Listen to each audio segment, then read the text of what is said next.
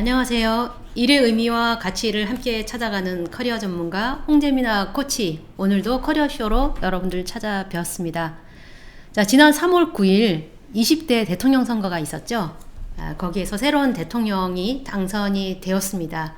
자, 오늘은 그 새로운 대통령 당선인의 일자리와 관련된 그런 공약들을 좀 소개를 좀 해드리도록 하겠습니다.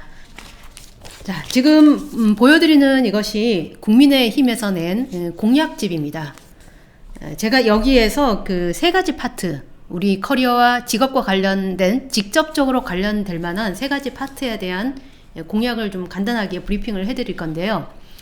먼저 좀 말씀을 드리자면 저희 커리어쇼는 정치적으로 어떤 방향성이나 편향성 전혀 없습니다.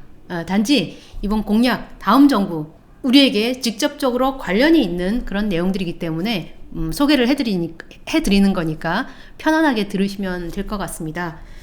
그리고 공약이라고 하는 것이 공약집에 있다고 해도 뭐 다들 아시겠지만 100%다 되면 좋겠지만 그 상황에 따라서 그렇게 되지 않을 수도 있겠죠. 자, 그런 것은 미리 좀 말씀은 좀 드려야 될 것 같습니다.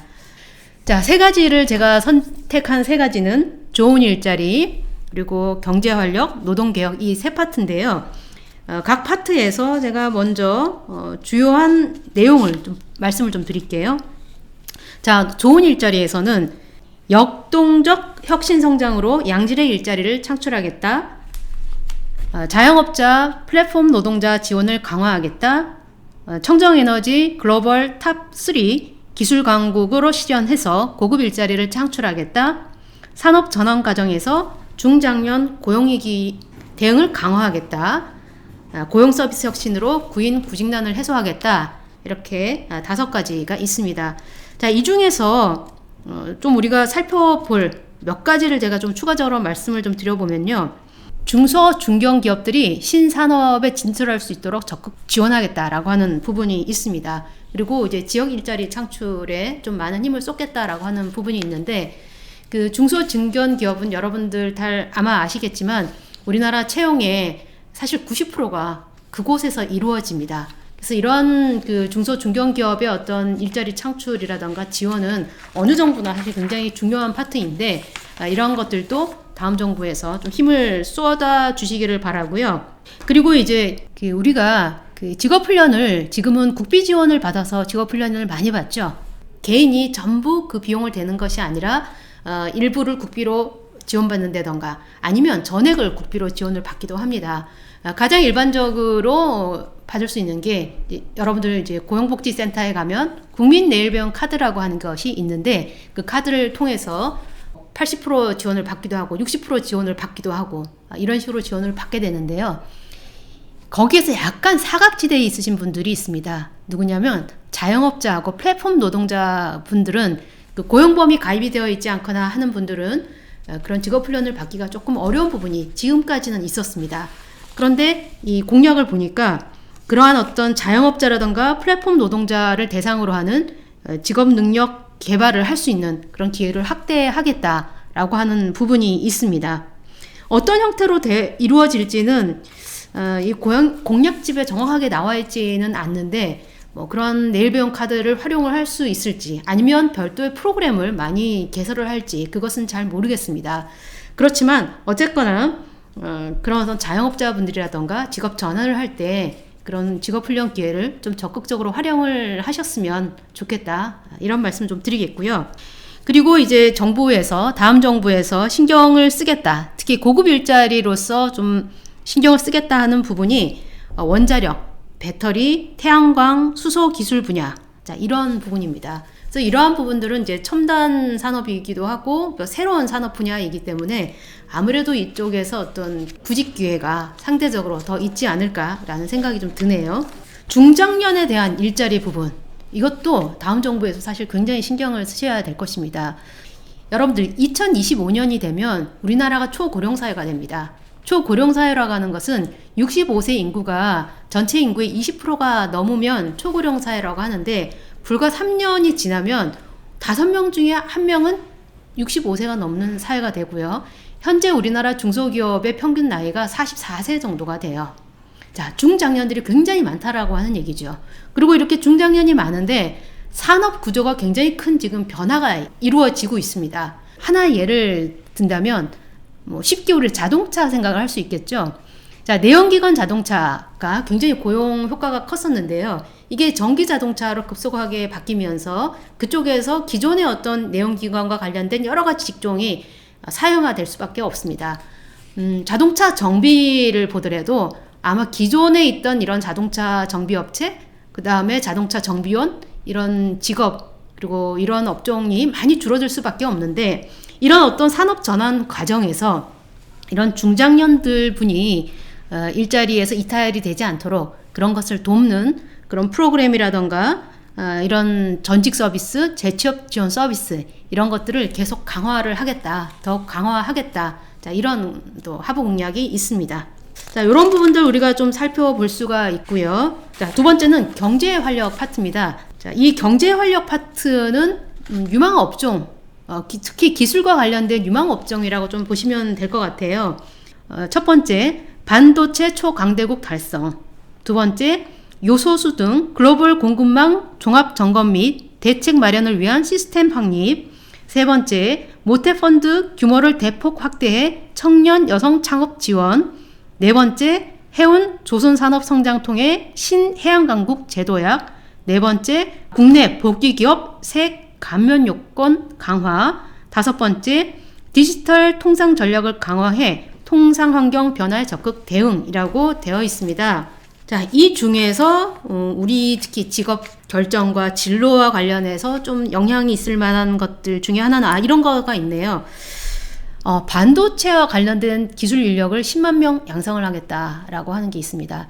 자, 10만 명. 반도체라고 하는 게 앞으로도 얼마나 많이 쓰임새가 많은지 이것을 통해서도 우리가 미루어 짐작이 가능한데, 여기에서 특기할 만한 것은 반도체 비전공 학생들, 졸업생을 포함해서, 즉 비전공자에 대한 전공 전환을 위한 교육이라던가 이런 것을 확대하겠다라고 하는 내용이 있습니다. 네, 이 이야기는 반도체 관련해서 전공을 하지 않은 학생들 같은 경우에도 본인들이 희망만 한다면 얼마든지 관련 과목을 공부할 수 있고 또 그것을 진로로 삼을 수 있다라고 하는 측면인데, 이것이 꼭 비단 반도체뿐만은 아닐 겁니다. 그래서 문과 학생들, 문과를 졸업하신 분들 같은 경우에 어떤 기술의 습득에 좀 더 적극적일 필요가 있지 않을까, 좀 그런 좀 말씀을 좀 드리겠습니다.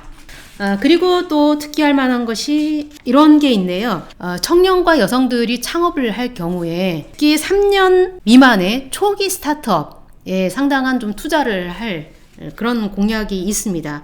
그런 분들에게 많이 지원을 한다고 하니까 우리 청년 창업자 또 여성 창업자 이런 것들을 희망하시는 분들은 모태펀드라고 하는 것을 활용을 하셔서 창업 초기에 그 어려운 시기에 어떤 그 자금이라든가 이런 측면에서 좀 도움을 받을 수 있지 않을까, 그런 측면이 있고요. 그리고 해운 조선산업 이쪽을 계속 성장시키고 육성을 시켜서 제도약시키겠다라고 하는 공약이 있습니다. 우리나라는 전통적으로 해운 조선 그 강국이죠. 그런데 이제 코로나를 겹치면서 부침이 좀 있었었는데 지금 다시 굉장히 이렇게 활성화를 시키고 우리나라의 어떤 수출입 물량의 99.7%를 바로 해운에서 담당을 하고 있기 때문에 이런 분야에 대해서는 국가가 계속 지원을 할 것이라고 보이고요. 여기에서도 우리 일자리와 관련된 어떤 그 수요라던가 이런 것들이 좀 있지 않을까 좀 기대를 해 보겠습니다. 자, 이렇게 경제 활력에 대한 공약을 간단하게 브리핑을 해드렸고요. 자, 마지막으로 노동개혁과 관련된 주요 공약들을 좀 브리핑해 드리겠습니다. 여기에는 크게 4가지가 있습니다. 근로자와 경영진에게 모두 유리한 근로시간 유연화 실현. 두 번째, 대화와 타협으로 상생의 노사관계 추진. 세 번째, 세대 상생용 임금 체계로 개선. 네 번째, 시간 선택형 정규직 시행, 근로시간 선택지 다양화. 이렇게 되어 있습니다. 자, 제가 이 것들을 쭉 봤더니만요, 노동개혁은 크게 2가지로 요약이 되더라고요. 하나는 근로시간을 다양하게 하고 근로 형태를 다양하게 한다. 그리고 이것을 육성하고 지원하겠다라고 하는 게 있습니다. 이것은 제가 다른 영상에서도 말씀을 전해드렸었는데 우리나라가 이런 탄력 근로제라든가 유연근무제라든가 이런 것들이 계속 진행이 되어 가고 있었죠, 이미. 그런데 코로나를 통해서 이런 것들을 조금 진짜로 확실하게 해봤더니만 얼마든지 할 수 있다. 또 그러한 인프라가 갖추어져 있다라는 것이 좀 확인이 된 것 같습니다. 그러다 보니까 이런 어떤 선택적 근로시간이라던가 그러니까 종합적으로 시간을 다 모아서 주 4일제를 근무할 수 있도록 하는 그런 여러 가지 근로시간을 어떤 노사 합의에 의해서 시행해 볼 수 있도록 한다. 이런 것들이 있고요. 그리고 재택근무제, 텔레워크, 모바일워크 이런 어떤 유연 근무 방식을 적극 도입을 하겠다라고 하는 것이 공약의 주요한 한 내용입니다. 또 하나는 이런 게 있습니다. 우리 임금 체계와 관련된 부분이 있는데 우리나라는 아직까지 전통적으로 연공급 그 임금 체계를 갖고 있죠. 그러니까 직장에서 오래 일하면 근속 연수에 따라서 급여가 올라가는 이런 체계를 이제 주로 가지고 있는데 이것들을 직무 가치 및 성과를 반영한 임금 체계로 개선을 해서 청년 고용을 활성화하고 그다음에 장년층의 고용 안정을 동시에 구현하겠다라고 하는 공약이 있습니다. 그래서 직무별 임금 정보를 공시하겠다라고 하는 이제 그런 부분이 있습니다. 제가 지금 말씀드린 게 아까 어떤 근로 형태 그리고 근무 환경 그런 부분과 임금 체계를 어떤 가치 중심적, 직무 중심적으로 전환하겠다라고 하는 이 두 가지 내용이 노동개혁에서 가장 핵심적인 내용이었습니다. 여기서 소소한 두 가지가 더 있는데요. 정규직도 시간 선택형 정규직을 시행을 하겠다라는 측면이 있습니다. 뭐냐면 우리가 정규직이라고 하면 보통 하루 종일 9시에서 6시든 이렇게 일하는 어떤 그런 정규직이 일반적인 정규직인데 시간을 선택할 수 있도록 하는 그런 어떤 새로운 고용 형태를 만들겠다라고 하는 게 공약에 있습니다. 정규직이라고 해도 자기가 원하는 시간 내에 일할 수 있는 그런 형태가 이루어질 것 같고요. 그 다음에 육아기에 그러니까 아이를 한참 지금 육아휴직이라던가 이런 걸 많이 쓰고 있는데 이런 육아기에 재택근무를 더 많이 할 수 있도록 확대를 하겠다라고 하는 이런 내용이 있습니다. 자, 이런 정도로 지금 노동개혁에 대한 공약까지 브리핑을 해드렸습니다. 제가 지금 일자리와 관련된 것, 그리고 경제 활력, 그리고 노동개혁 이렇게 세 가지 공약에 대한 주요 부분을 좀 간략하게 브리핑을 해드렸습니다. 자, 우리는 모두 직업을 가지고 사회에서 열심히 일을 하는 커리어를 가진 사람들이기 때문에 향후 5년 동안 우리가 직간접적으로 영향이 있을 만한 이런 내용들을 좀 이해를 하시면 도움이 되시지 않을까 싶어서 오늘은 약간 특집 성격으로 공약을 브리핑해 드렸습니다. 자, 이상 커리어쇼였고요. 도움이 되셨으면 좋아요, 구독 부탁드리겠습니다. 네, 고맙습니다.